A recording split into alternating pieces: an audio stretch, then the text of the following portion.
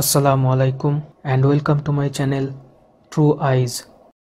ভারতের লোকসভা ভোটের রেজাল্ট বের হলো এবং যেমনটা আমি রেজাল্ট বেরোনোর আগে বলেছিলাম ওই রকমই রেজাল্ট এসেছে। এইবার ভারতে কোনো মোদি হাওয়া ছিল না। বিজেপি একা সংখ্যাগরিষ্ঠতা পায়নি, তারা 240টা আসন পেয়েছে। ম্যাজিক ফিগার 272 পেতে তাদেরকে জোট সঙ্গীদের হেল্প নিতে হয়েছে। রেজাল্ট বেরোনোর পর এনডিএ জোটের মোট সিট সংখ্যা ছিল 293। এখন যেমনটা আমি বলেছিলাম নাম্বার গেমও শুরু হয়েছে। অলরেডি কিছু স্মল ইন্ডিপেন্ডেন্ট দল তাদের এমপি নিয়ে নতুন এনডিএ গভর্নমেন্টে যুক্ত হয়েছে। এখন তাদের আসন সংখ্যা 300 ছাড়ালো। এইবারে তাদের লক্ষ্য ছিল টোটাল সিটের 2/3 দখল করা, যে কারণে আবকিবার 400 পারের স্লোগান তোলা হয়েছিল। দেখুন তাদের সমর্থকদের মুখেও এটা শুনতে পাবেন যে তাদের লক্ষ্য 363। এটাই আমি আগের ভিডিওতে বলেছিলাম যে 362টা সিট তাদের দরকার। 2025-এ আরএসএসের জন্ম শতবার্ষিকী পালিত হবে। রাষ্ট্রীয় স্বয়ংসেবক সংঘ আরএসএসের 1925 সালে জন্ম হয়। 100 বছর পূর্তি উপলক্ষে তাদের অনেক বড় বড় পরিকল্পনা আছে, যার মধ্যে আছে সংবিধান পরিবর্তন করা, ওয়ান নেশন ওয়ান ইলেকশন কার্যকর করা, আরও অনেক কিছু। ওয়ান নেশন ওয়ান ইলেকশন এই বিষয়টি নিয়ে একটু পরেই আসছি। তার আগে আরএসএসের একজন প্রাক্তন নেতা ডক্টর পার্থ বন্দ্যোপাধ্যায়ের মুখে শুনুন আরএসএসের এজেন্ডার কথা। 11ই মে তিনি এই স্পিচ দেন। এই ভোটের মধ্যেই বিজেপি তৃতীয়বার সরকারে এলে কি করতে চাইবে সেগুলোর বর্ণনা দেন।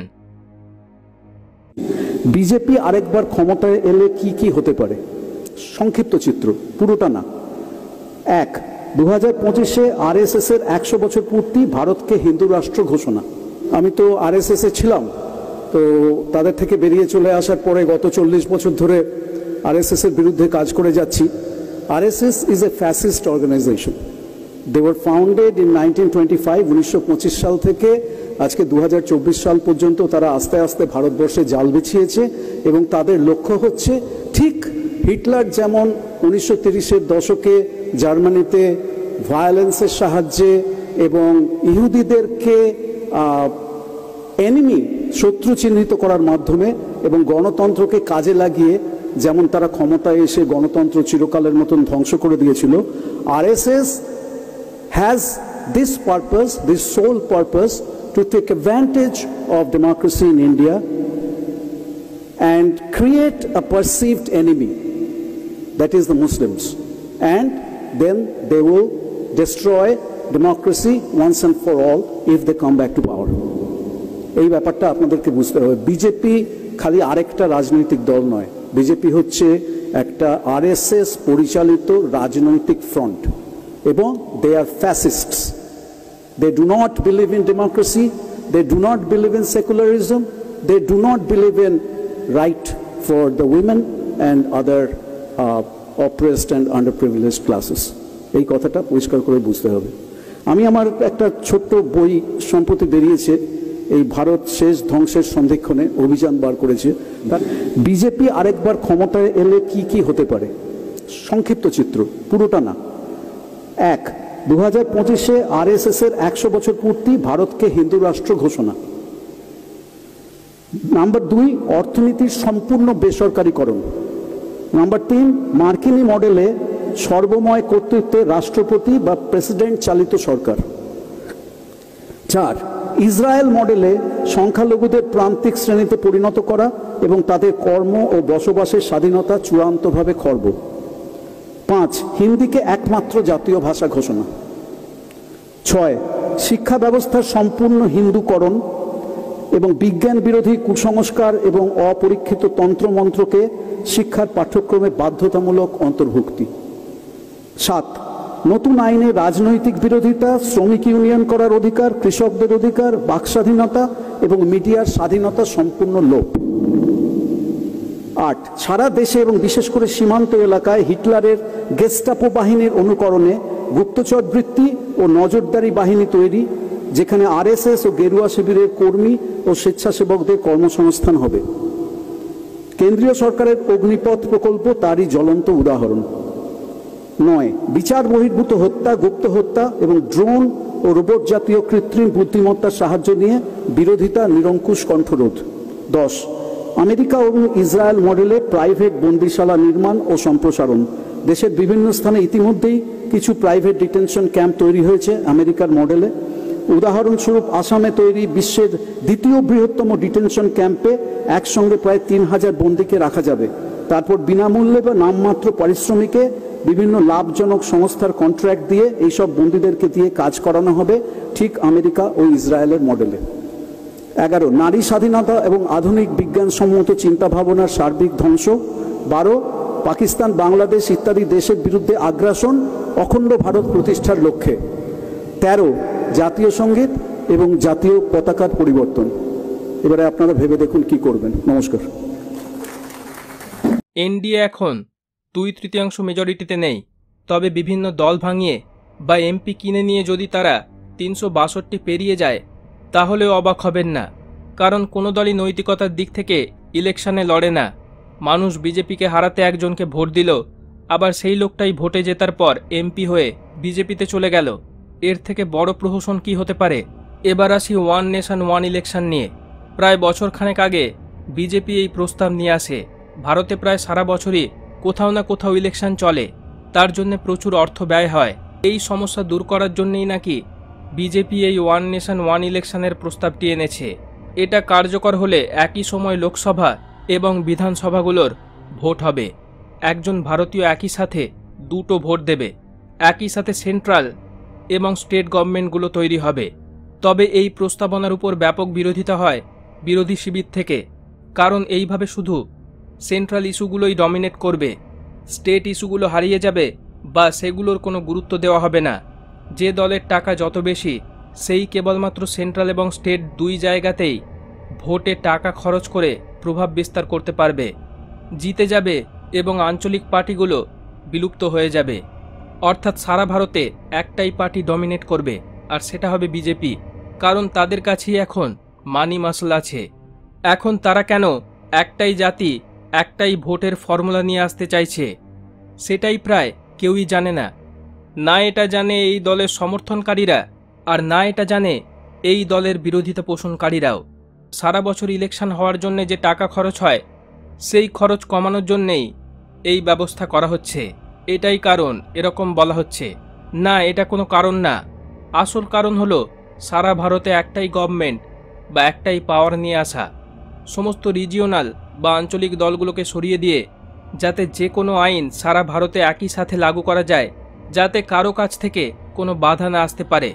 ভারতে কোনো একটি আইন কেন্দ্রীয় সরকার চাইলেই কোনো রাজ্যতে লাগু করতে পারে না, ওই রাজ্যের সরকারের সম্মতি ছাড়া। আর এই বিষয়টাই ইউএন বা ওয়ার্ল্ড ইকোনমিক ফোরাম বা ইলুমিনাতি ফ্রিম্যাসনসরা পছন্দ করে না। তারা চায় স্মুথ ইমপ্লিমেন্টেশন অব দেয়ার অ্যাজেন্ডাস। তারা চায় যাতে অ্যাজেন্ডা 21 খুব সহজেই ভারতে কার্যকর করা যায়, পরিপূর্ণভাবে কোনো বাধা ছাড়াই। আরএসএস বা বিজেপি হলো তাদের এজেন্টস মাত্র। আচ্ছা, ওয়ান নেশন ওয়ান ইলেকশন এই রকম কথা একটু শোনা শোনা লাগছে না? আমার ভিডিওগুলো দেখে থাকলেই বুঝতে পারবেন।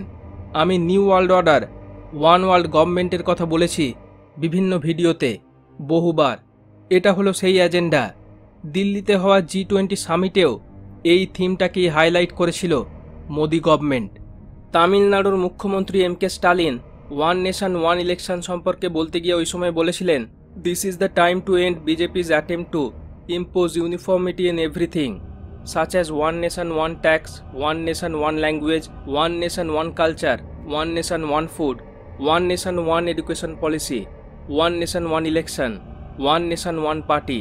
তো ইনি বলছেন বিজেপি বিভিন্ন ইস্যুতে এই একটি জাতির থিওরি নিয়ে আসছে, আর বিজেপিকে এটা করা থেকে থামাতে হবে। এখন এই বিজেপি আসলে কারা? এরা হলো আরএসএস এর একটি পলিটিক্যাল উইং। আরএসএস কোনো রাজনৈতিক দল না, তবে তাদের থেকেই লিডারদের নিয়ে তৈরি বিজেপি পার্টি, যারা একটি রাজনৈতিক দল। এখন এই ভোটে বিজেপির ভালো ফলাফল না হওয়ার পিছনে প্রধান কারণ হিসাবে বলা হচ্ছে যে আরএসএস এই নির্বাচনে বিজেপিকে হেল্প করেনি, এই কারণেই বিজেপি ভালো ফল করতে পারেনি। তাদের মধ্যে দূরত্ব তৈরি হয়েছে। 6 দফা ভোটের ঠিক আগে বিজেপি সভাপতি জেপি নাড্ডা বলেন, বিজেপি আর আগের মতো আরএসএস নির্ভর নয়, পার্টি এখন নিজের পায়ে দাঁড়িয়ে আছে, বিজেপি নিজের শক্তিতে এগিয়ে যাবে। এই স্টেটমেন্টটাকে হাইলাইট করেও বলা হচ্ছে যে আরএসএস ও বিজেপির মধ্যে একটা সংঘাত তৈরি হয়েছে। আসলে এরকম কিছুই না। আরএসএস বিজেপির মধ্যে কোনো সংঘাত হয়নি। আরএসএস মোদির উপর ভরসা করে। আরএসএস এর ক্যাডাররা এবার এক অন্য কারণে গ্রাউন্ড লেভেলে গিয়ে বিজেপির পক্ষে ভোট মোবিলাইজ করেনি। এটা ডেকান হেরাল্ডের রিপোর্ট। বাড়ি বাড়ি গিয়ে প্রচারের সময় আরএসএস ওই সব বাড়িতে থাকা বেকার যুবকদের প্রশ্নের সম্মুখীন হতো। 10 বছরে বিজেপি কি করেছে? চাকরি নেই কেন? চরম দারিদ্রতার প্রশ্ন। এই সবের কোনো উত্তর আরএসএস এর কাছে নেই। এই সব এম্বারেসিং প্রশ্নের সম্মুখীন হয়ে নিজেদের ইমেজ যাতে ডিস্ট্রয় না হয়, তাই তারা এবার বিজেপির হয়ে কোনো প্রচার করেনি। আর মানুষ এটা দেখেছে। তারা মানুষের ক্ষোভ আগে থেকেই আঁচ করতে পেরেছিল, তাই ওই পথে যায়নি। এই ক্ষোভের কথাই ভোট চলাকালীন বিভিন্ন রিপোর্টেও উঠে আসে। মানুষ পরিষ্কারভাবে তাদের ক্ষোভ প্রকাশ করছিল, এমনকি বিজেপির সমর্থকরাও। এই ব্যাপারটিকেই অন্যভাবে মিডিয়াতে জাস্টিফাই করার চেষ্টা হচ্ছে যে আসলে দ্বন্দ্ব থাকার কারণে আরএসএস প্রচার করেনি। আসলে যেটা মিথ্যা। তাহলে দেখলেন যে বিজেপি হলো অ্যাকচুয়ালি আরএসএস এর একটি দল। আর এই কারণেই আমি আগের ভিডিওতে বলেছিলাম যে আরএসএস কমপ্লিটলি অ্যাজেন্ডা 2030-তে কাজ করে। দুর্ভাগ্যজনক হলো প্রায় কেউই এসব সম্পর্কে কোনো ধারণা রাখে না। শুনলেন ডক্টর পার্থ বন্দ্যোপাধ্যায়ের মুখে যে আমেরিকার মতো একটি ইলেকশনের সিস্টেম তৈরি করার চেষ্টা হচ্ছে। আমেরিকার মতো একটি রাষ্ট্র ব্যবস্থা যেখানে প্রেসিডেন্ট দ্বারা পরিচালিত হবে সিস্টেম, তার হাতেই থাকবে সমস্ত ক্ষমতা। বিল গেটসের মতো ব্যবসায়ীরা যেটা আমেরিকাতে করতে পারে সেটা আম্বানি আদানিরা ভারতে করতে পারে না, সংবিধানের কিছু নিয়মের কারণে। যে কারণে কৃষি বিলের ক্ষেত্রে বিজেপিকে পিছু হটতে হয়েছিল। এই কারণেই সংবিধান পরিবর্তন করার প্রয়োজন পড়ছে তাদের। সব কিছুই আসলে অ্যাজেন্ডা 21-এর জন্যে। তৃতীয়বারের এই গভর্নমেন্টে বিজেপি অনেকটাই দুর্বল হয়ে গেলেও তারা যে কোনো প্রকারে তাদের অ্যাজেন্ডার জন্যে ঝাঁপাবে। আর তার জন্যে তাদের যে কোনো সীমা লঙ্ঘন করতে হলেও সেটা তারা করবে। কারণ তাদের উপরে এখন 2030-র অ্যাজেন্ডা বাস্তবায়নের সম্পূর্ণ প্রেশার আছে। ওয়ান ওয়ার্ল্ড গভর্নমেন্ট তৈরি করার আগে বিভিন্ন দেশের ইস্যুগুলো আগে সলভ করতে হবে। যদি একটা দেশ ভারতের মধ্যেই বিভিন্ন নিয়ম থাকে তাহলে সেটা ওয়ান ওয়ার্ল্ড গভর্নমেন্ট তৈরি করার জন্য একটা বড় বাধা। আগে ভারতের মধ্যে ওয়ান নেশন ওয়ান রুল তৈরি করতে হবে, তারপরে গোটা পৃথিবীর জন্যে। আর এই কারণেই এই পদক্ষেপগুলো নেওয়া হচ্ছে।